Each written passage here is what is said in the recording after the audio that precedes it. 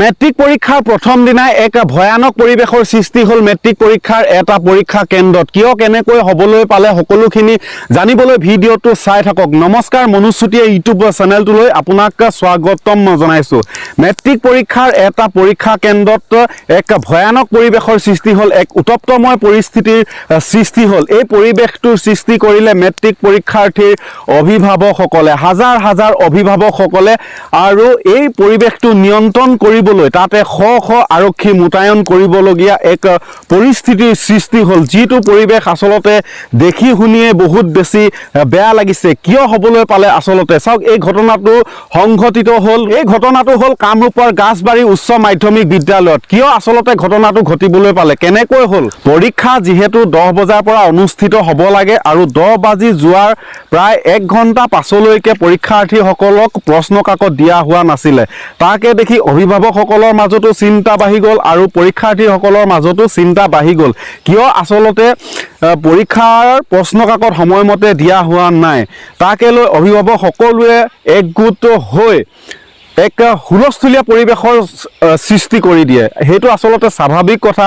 Matric পৰীক্ষা বুলি ক'লেই আচলতে পৰীক্ষাৰ্থীসকলৰ লগতে অভিভাৱকসকলৰো এক বেলেগ ধৰণৰ আৱেগ আৰু অনুভূতি জড়িত হৈ থাকে। পৰীক্ষাৰ্থীসকলক প্ৰশ্ন কাকত সময়মতে দিয়া হোৱা নাছিলে, কাৰণ প্ৰশ্ন কাকতসমূহ পৰীক্ষা কেন্দ্ৰত পোৱা গৈয়ে নাছিলে।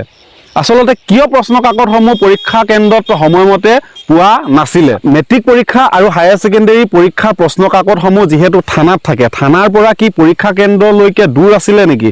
যদি দূৰ আছিলে তেতিয়াহ'লে সময়তকৈ আগতীয়াকৈ কিয় ব্যৱস্থা গ্ৰহণ কৰা নহ'লে? যেতিয়াই স্কুলখনৰ হেডমাষ্টাৰজনে প্ৰশ্ন কাকতসমূহ লৈ পৰীক্ষা কেন্দ্ৰত উপস্থিত হোৱাৰ লগে লগে যিহেতু সময় উকলি গৈছিলে, 1 ঘণ্টা পাছত আহি পাইছে, তেতিয়া তাতে যিমান পৰীক্ষাৰ্থীৰ অভিভাৱক আছিলে সকলো অভিভাৱকে ঘেৰি লৈ হেডমাষ্টাৰজনক মাৰধৰ হয়তো কৰিছে আৰু এক বেলেগ ধৰণৰ এক পৰিৱেশৰ সৃষ্টি কৰি দিছে।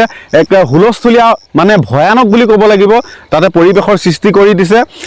তাতে বাৰু সময়মতে আৰক্ষী গৈ পালেগৈ। ইয়াতে যিটো টাইমত কুৱেশ্যন পেপাৰ আহিব লাগে সেই টাইমত কুৱেশ্যন পেপাৰটো আহি পোৱা নাই। কি সাবজেক্টৰ পৰীক্ষা আছিল? ইংলিছ। ইংৰাজী। ইয়াৰ বাবে জগৰীয়া কোন বুলি ভাবে? ইয়াৰ বাবে জগৰীয়া এতিয়া আমি কাক ক'ম? স্কুলখনত থকাটো মেইন যোনে টিচাৰ, ইনচাৰ্জ আৰু কমিটিত থকা সভাপতি সম্পাদক, বাকী যিবিলাক ডিউটি দি আছে তেওঁলোকে জগৰীয়া নহয়। পৰীক্ষাটোতো সৰু সুৰা পৰীক্ষা নহয়। আজিৰ ভিডিঅ'টো আৰু বেছি দীঘলীয়া কৰি নাথাকোঁ। আজিৰ ভিডিঅ'টো চাই আপোনালোকে কেনেকুৱা পালে কমেণ্ট কৰি জনাব। ভাল লাগিলে লাইক এটা কৰি শ্বেয়াৰ কৰি দিব আৰু মোৰ চেনেলটো ছাবস্ক্ৰাইব কৰি ৰাখিব যিসকলে নতুনকৈ আহিছা দেই, তেতিয়াহে ভিডিঅ'বিলাক পাই থাকিবা। ঠিক আছে, আজিলৈ আহিছোঁ। বাই বাই, কৃষ্ণ শুভৰাত্ৰি। লগ পাম মোৰ অন্য এটা নতুন ভিডিঅ'ত। বাই বাই দেই।